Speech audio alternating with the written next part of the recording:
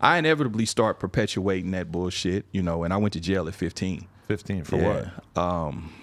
Attempted murder, shooting into an occupied dwelling, burglary. We hit a gun store. You robbed a gun store. Yeah. So how do you go about robbing this gun store at this point in time? This is an impressionable 14, 15-year-old mind. You remember the first Lethal Weapon? Vaguely. Okay. It's been a while. Okay. So there was a scene in the movie where Gary Busey was in a car that ran through the front of a store. Okay. Right? So I'm sitting there on the couch, and it just dawned on me, you know, because we had bullshit guns back then. Anybody from the hood know back then you was lucky to come up on a 380 or a 25 or some type of cheap ass High Point or Lorson or something like that. Right. So, you know, like now they got Dracos and all of this shit. Back then, you know, they had SKSs, poor man AK, shit like that. So I was like, man, we need some better guns. And so as I seen that car go through the front of the store, I felt like we could really do that shit. Right. Wow. Yeah. So this is less of you being an impressionable kid and more like you were actually devising the ideas. Yes. Still impressionable, but Right. you know, I always say I was a follower, but not of an individual, of a destructive culture. You know, so I was, you know, pretty decent at stealing cars back then. You know, I was always a smart kid. You know, I was always did well in school. Yeah, that's exactly. the problem. Exactly. If you're a little too smart and you have that criminal gene or whatever, all of a sudden, you know, you kind of do the math in your head and you're like, well, I'm going to pay attention in school for like 12 fucking years and then go to college and then like all this bullshit just for what? You know? And you can execute, you know, when you have a level of intelligence and discipline. I was always disciplined too. But, you know, I came up with this cockamamie scheme, and me and 3 other of my homeboys, we did it. We stole a car. We ran it through the front of the gun store, and we had brand new assault weapons and pistols and all that with the price tag still on it. So you got out of there, just took off running, and was there another car? No, we had another car. We had 2 cars. Right. Yeah. So, we basically stole a car. We wedged a board in between the gas pedal and the seat, ran it through it in drive. It was a Celebrity. I don't know if you remember the Chevy, the Celebrity. Okay. Because those cars was easy to tilt back then. Right. You know what tilt is? Well, no, what's that? Tilt is when you break the steering column. You break the left of the steering column, you hit it with a flathead, pop the little ring off, pull it up, yank it left and right, and you be off like that. I can't even drive a stick, so oh shit. Foreign to me. I learned how to drive on a stick. Yeah? Yeah. I always thought about it, but I'm like, if anything, it feels more like we're not even going to be driving our own cars in the near future, so probably kind of pointless for me to learn now. Yeah. Fuck, but okay, how long did it take for you to get caught doing that? So, no, we did that shit like 2 or 3 times. I hit that same store probably about 10 days after that, because what happened was we were 15, 14 years old. It was a minor oversight. We realized we didn't have any bullets to the guns.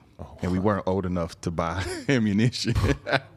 Right. So we had to hit that motherfucker again for the bullets. God. Whenever I go to the gun store here, there's a couple of employees with guns on them, like on their side or like in a bag on their chest or whatever. I'm picturing someone driving a car through the front of the gun store. I'm picturing the employees shooting at you. No. That this was 1 o'clock in the morning. Oh, so nobody's even there. No. Okay. I was thinking that too. I'm like, are you just going to drive into some fucking guy who's standing there? No. Actually, one of my homeboys that I graduated high school with, he actually did that later, years later. In the middle of the day. Yeah, he went and tried to rob the same gun store that we burglarized, and he ended up shooting it out with them people. Wow. I mean, it's a gun store. Who the fuck gonna go rob a gun store like head up? Like that don't make sense.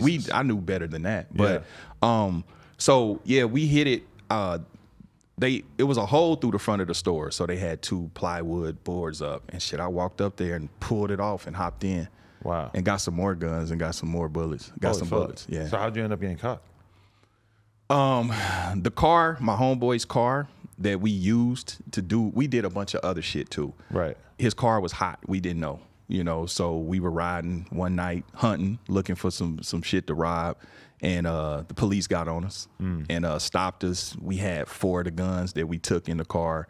They matched the shell casings to like other little different shootings and different things like that. And so was that just a complete surprise to you that they were going to be able to link the guns that you had to that? Man, like listen, you're young enough that you didn't even think about the fact that was going to happen? They had my shoe print Wow. They took a thing of my shoe print in the store, and I had the shoes on. Like, I mean, I'm 15. Fuck, right. You know what I'm saying? I did the best I could. You know what I'm saying? So, oh man, I always wished I had got the chance to be a criminal like in my 30s, because I feel like I could be so good at it now. Yeah. But I was doing illegal shit when I was like 14, 15, when I was a fucking moron. Yeah, but let me tell you the tragedy in this. The thing about it, man, all of us came from beautiful homes. Right. You know, even though we was in the hood, we came from beautiful, loving homes. None of us really wanted for shit. So we really didn't have to be doing that. Right. You know, it was kind of like we was thrill seeking for real. I mean, yeah, we needed the guns because we are still dealing with the element, but you know, it's not like we were starving and, you know, shit like that. I mean, even though you know, that crack cocaine shit touched my household in the 90s, and so I had to kind of go through that. And then I had my first child at 16. Oh, wow. Yeah, so, you know, my sense of urgency and trying to figure shit out was moving really quick. But think about it like this. If there was an older dude who had told you to do that, you would look at him like he sent me on a fucking dummy mission, and, you know, it was that foolish. You thought that up for yourself because you're so young that you didn't know any better. You know, and it's kind of like, when you think about it like that, that's why it's a real shame, is that the average kid who gets caught up doing something like that is going to have to deal with the consequences of it, being on parole and probation for the rest of their fucking adult life, and potentially. That almost happened to me. So I was actually, that year, they were trying to figure out what to do with juveniles that committed adult crimes. Right. So they were going to certify me. They were going to give me what they call juvenile life, keep me in juvie until I was old enough to go to prison to serve out my sentence. But juvenile court at that time worked a little bit different. It worked kind of like family court. So they take into consideration these other variables. So, you know, I had a gainfully employed father and a stepmother. I always did really well in school. So my lawyer was able to kind of paint this picture that I got mixed up with an older crowd. I was the youngest person on my case, you know, so he painted this picture that I got mixed up with an older crowd and just kind of was led astray and all of that. That wasn't the truth, but you're actually the mastermind. Yeah, there it is. You know what I'm saying?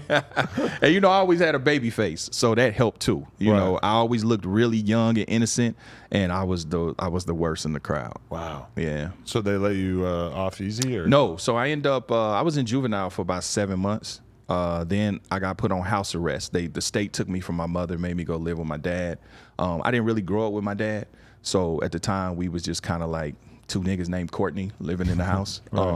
And so, which was an awkward transition, because I remember my DJO came to me and she said, "I got good news. You're gonna go home."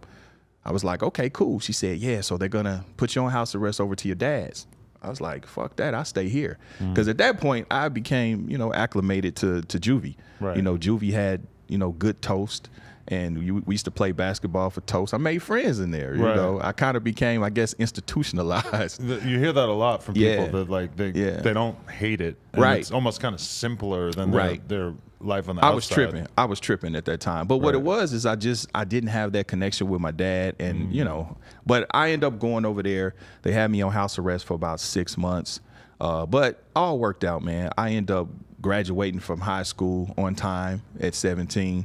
I didn't necessarily stop my criminal endeavors, but I didn't do crash out shit like that. You know what I mean? And then that's when I started getting into music. Okay. Yeah, I really started pursuing music at that point. Okay. And so what? How, you were just a lot more safe about breaking the law, or you just got a better perspective? Because I mean, you're locked up with all these kids. You're probably talking about scams and schemes with them, right? Well, back then, you know, it was really, like I say, I really wasn't on no getting money shit then. I was really just more or less, I mean, I hate to say it, I was more or less just a shooter.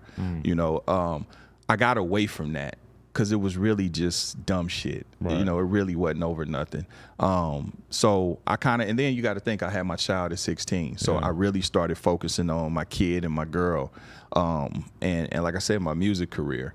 But I started kind of flirting into getting money, more of the hustle side of it, you know, and trying to be quiet and stay out the way. I mean, and I still had my bullshit and my run-ins and different things like that. That's inevitable. But, you know, God smiled on me, bro. I had a lot of people praying for me, too, because, you know, I'm really not that smart to get away with all the shit I got away with. Okay, guys, we want to thank you so much for getting us to 100,000 subscribers right here on the Clips channel. If you want to support, please click that subscribe button. We're trying to get to 200K. Thank you. Thank you so much.